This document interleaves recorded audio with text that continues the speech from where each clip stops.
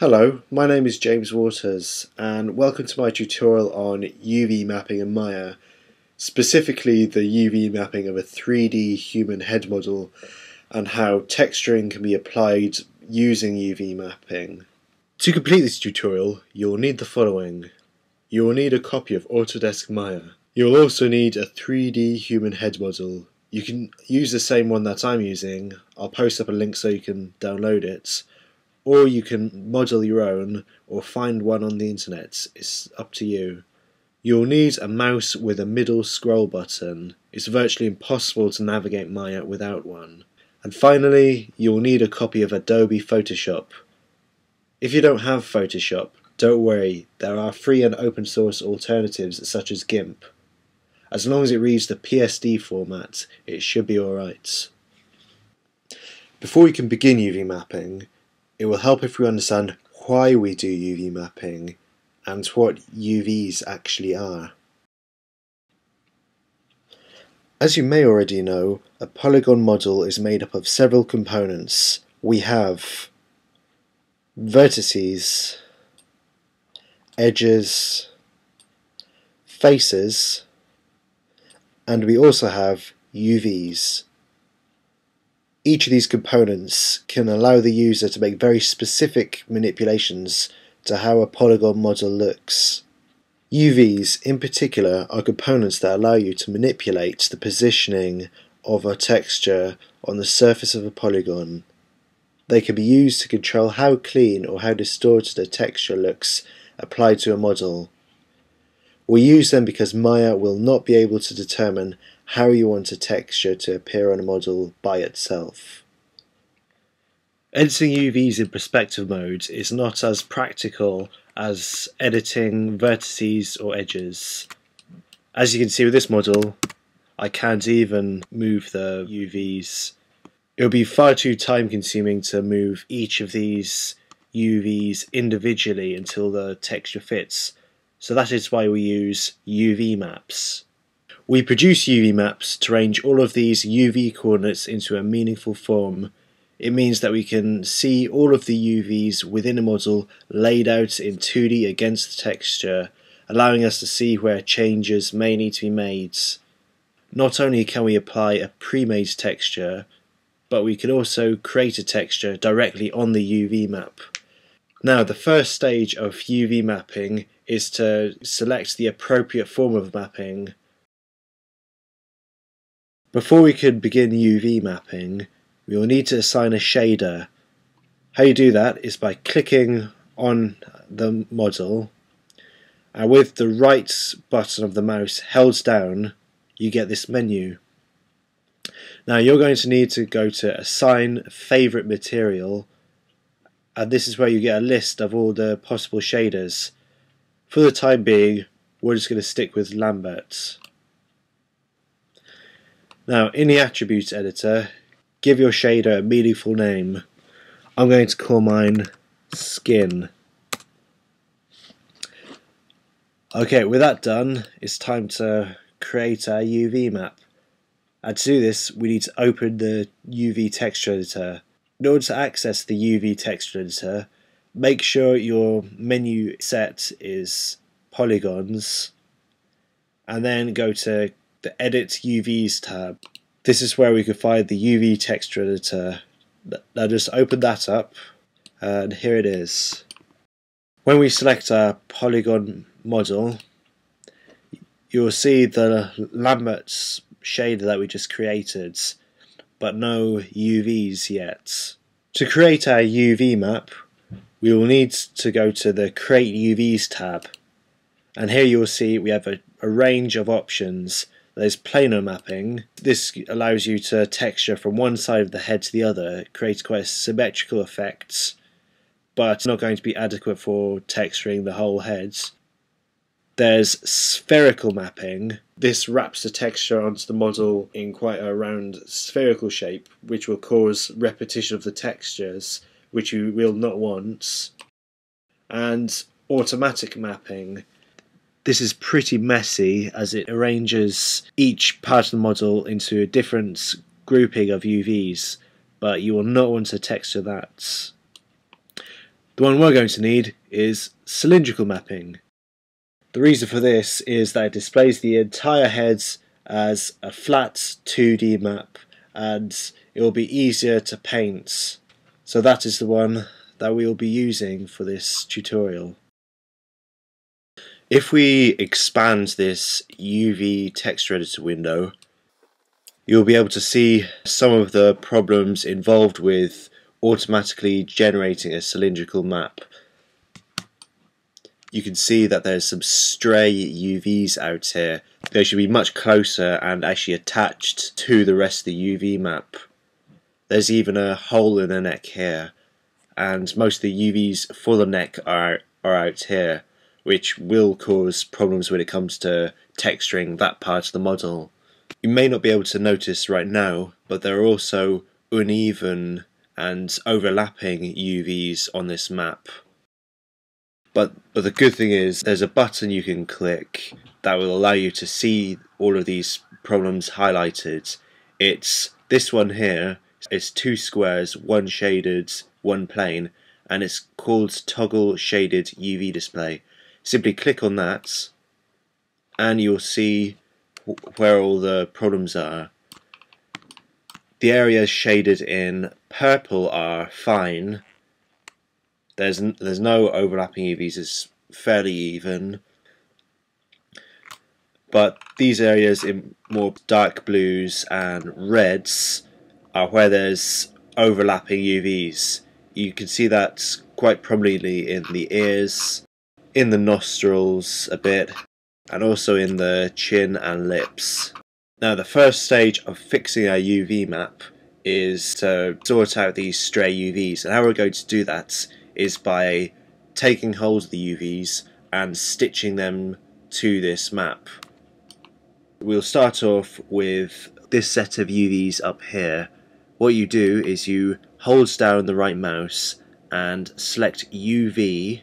Now you just drag and highlight these UVs. Now with the pivot, you pull it towards the UV map until it turns blue, because when it's blue that means the UVs are even and they're flat. I'll drag this one in here and make it even with this UV here. With this area you'll find that this UV should be over here somewhere.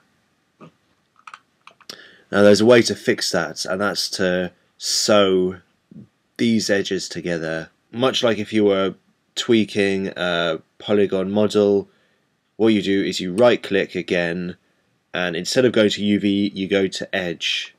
Next you highlight the offending area, which is this edge here. You click on that and it goes orange. Not only does this edge go orange, but you'll find that this one here does as well. That means that these two edges need to be attached together.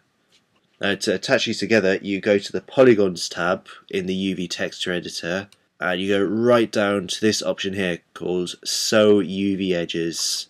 Click on that and you'll see it's now attached to the rest of the UV map. Now I'll just simply tweak that, make it more even by going to UV again, selecting that UV and just dragging it down.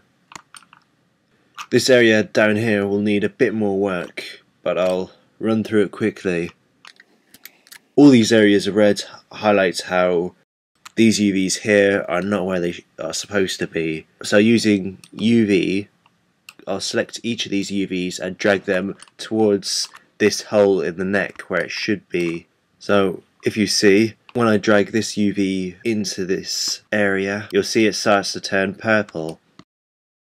We've got some stray UVs out here. I'll just select those and bring them into the map. Now if you look in here, you'll see that most of the UVs are arranged like a grid, but if you look closely you'll see that there's odd corners and stuff sticking out. Those are UVs which are overlapping one another, so we just pull those in towards the rest of the map.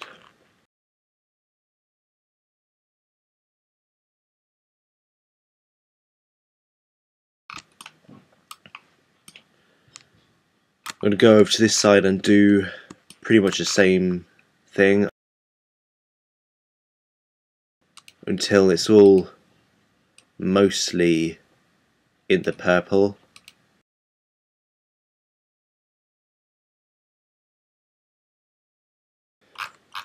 Okay, that should do us for the time being. The majority of those UVs are now inside the hole. Now I just need to sew the hole up by stitching the edges together. And we'll use the same method as before. Right click and edges. I'll select each edge and continuously go back to the polygons tab and select sew UV edges until it's all fixed.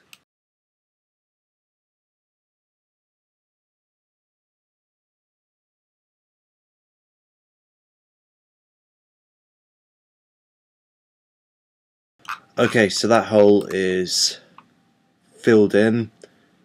There's still areas of purple and reds, but most of that, in fact pretty much all of that, will be fixed in the next 2 stages. In order to even out the rest of our UV map, we're going to use a tool called the Relax tool. The Relax tool is located again under the Polygons tab, and when we locate Relax, we're going to click the options box right here, which will bring up this window. Now first of all, you're going to need to check this box, which is Pin UVs, and that enables these 2 options. We're going to want Pin Unselected UVs. This is to make sure that when we're making changes to UV map, that the rest of the UVs stay in place. Next, other settings. We're going to be working with edge weights, and for this stage we're just going to be using the uniform option to flatten out the edges around the UV map. For maximum iterations, we're just going to turn that down to about 1 or 2, just so the changes aren't too drastic. Now, leaving this box open, we're going to go to our UV map and we're going to select an area. So right click UVs. I'll start us off on a neck where there's this dark purple area. Okay, that's selected, it's highlighted in green. I'll just zoom in. Now go back to the Relax UV options box. We just simply click apply repeatedly, and as you can see, it's smoothing out quite nicely. We'll do the same over here. I'll select quite a large area.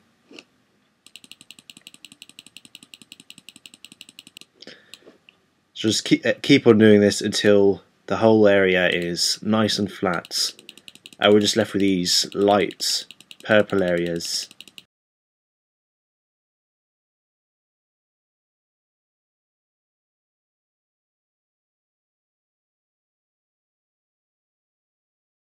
As you may have noticed, either side of the UV map, it's quite jagged and very uneven. But to solve that, we just simply select the area and use our Relax tool to flatten it out. To keep doing this until the outside of the UVs are flat and even. Don't worry about the face yet, we'll sort that out in the next stage.